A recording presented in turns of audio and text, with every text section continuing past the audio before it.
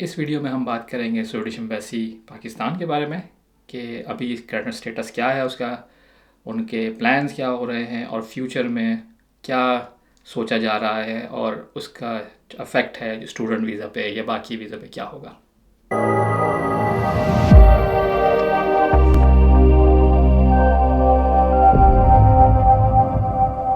अस्सलाम वालेकुम।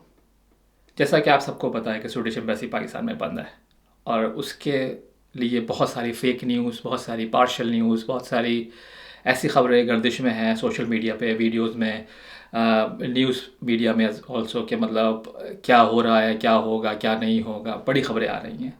तो इस वीडियो में आज मैं आपको कुछ चीज़ें शेयर करना चाहूँगा जो मैंने निकाली हैं अलग अलग सोर्सेज से, और उससे क्या फ़र्क पड़ने वाला है और क्या होने वाला है स्टूडेंट्स के लिए या दूसरे वीज़ा के लिए, वो आपको थोड़ा सा रहनुमाई हो सकेगी। जो पहली चीज़ जो है वो ये है कि स्वीडिश एम्बेसी बंद है।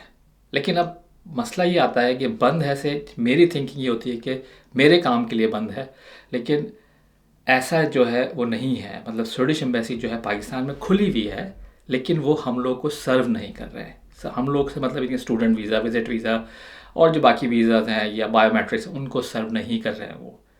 और उसका रीज़न सिर्फ और सिर्फ ये है कि सिक्योरिटी की वजह से वो कह रहे हैं कि हम नहीं कर सकते, हमें पास सिक्योरिटी का इशू है, तो इसलिए हम नहीं कर रहे।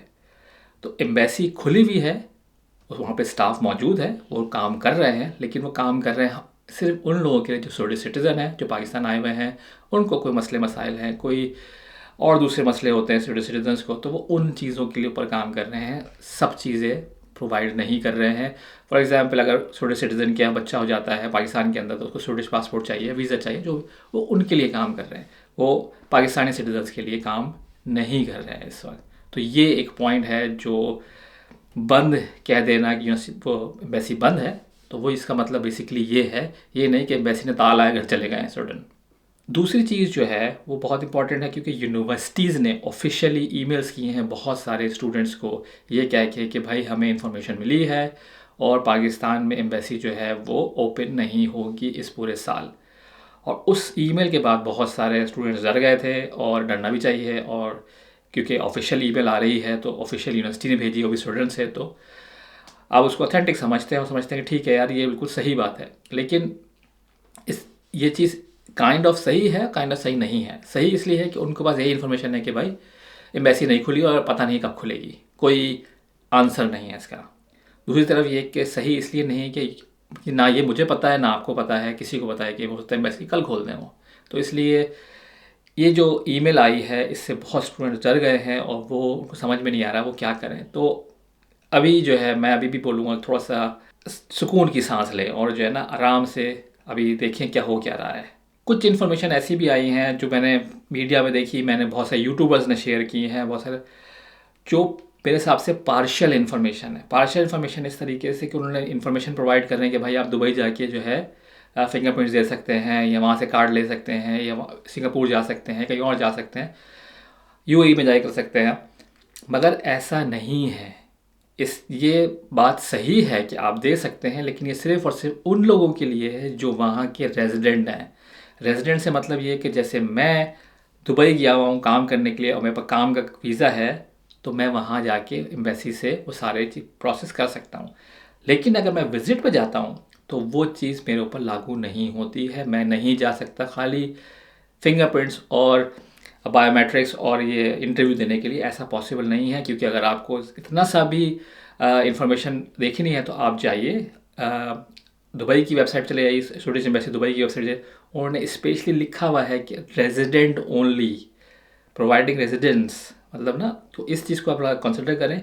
ये आधी इन्फॉर्मेशन जो है कि पाकिस्तानी पासपोर्ट पे आप ले सकते हैं जाके दुबई में इंटरव्यू, फिंगरप्रिंट, सही है बात ये, लेकिन ये अधूरी बात है। अधूरी इसलिए कि वो रेजिडेंट है वहाँ के, वो विजिट वीज़ा पे नहीं है। विजिट वीज़ा वालों के लिए अभी भी अलाउ नहीं है, अभी तक ऐसी कोई इन्फॉर्मेशन भी नहीं आई है। यहाँ पे भी अब इतनी ज़्यादा फेक न्यूज़ और ये पार्शल न्यूज़ चल रही थी, तो यहाँ की भी स्वीडिश अथॉरिटीज़ ने इन्फॉर्म करना शुरू कर दिया कि भाई हमारे पास कोई न्यूज़ नहीं है, हमारे पास कोई ख़बर नहीं है, हम किसी सवाल का जवाब नहीं दे सकते कि भाई स्वीडन के जो स्टूडेंट वीज़े पे जिनको लाना है वो दुबई चले जाए या वो कहाँ चले जाएँ। ऐसी कोई भी इन्फॉर्मेशन कहीं नहीं आई है। स्वीडिश माइग्रेशन की बहुत सारे लोगों ने बोला कि माइग्रेशन से मेल आई है, उनको आई है और उनको इन्फॉर्मेशन मिली है, वो सही अथॉरिटीज़ के पास नहीं गई हैं, और वो सिर्फ़ और सिर्फ केस ऑफिसर जो स्टूडेंट बैठे हुए हैं उनके पास आधी इन्फॉर्मेशन होती है, तो वो उस लिहाज से वो जवाब दे रहे हैं। वो पूरी तरीके से जवाब नहीं दे सकते, क्योंकि अगर स्टूडेंट में बैठा, पाकिस्तान में बैठा बंदा पाकिस्तान के अंदर रहते हुए पाकिस्तान एम्बेसी से कैसे वीज़ा ले सकता है, इसके कोई जवाब नहीं आ रहा है और कोई आंसर नहीं करेंगे। उन्होंने ये बिल्कुल मेंशन कर दिया, वो ये कह रहे हैं कि जो भी कोई आंसर कर रहा है वो गलत है, वो सही नहीं है, उसमें कोई सदाकत नहीं है। आखिरी पॉइंट की तरफ जाने से पहले, अगर आपको मेरी वीडियो अच्छी लगती है तो प्लीज़ सब्सक्राइब करिए, उससे मुझे थोड़ी मोटिवेशन मिलती है। और अगर आप लाइक और शेयर करेंगे तो उससे यूट्यूब को मोटिवेशन मिलती है, ताकि वो और स्प्रेड कर सके, इन्फॉर्मेशन को दूसरे लोगों तक पहुँचा सके। आखिरी पॉइंट ये है कि अच्छा कह लें इसको, गुड न्यूज़ कह लें, या जो भी न्यूज़ कह लें आप इसको, ये है कि हमारी पाकिस्तानी गवर्नमेंट है वो चाहती है कि ज़्यादा से ज़्यादा लोग बाहर जाएं, डॉलर भेजें, और उसके लिए अगर स्टूडेंट अपने दरवाजे बंद कर देगा तो उनको तो बड़ी टेंशन हो जाएगी।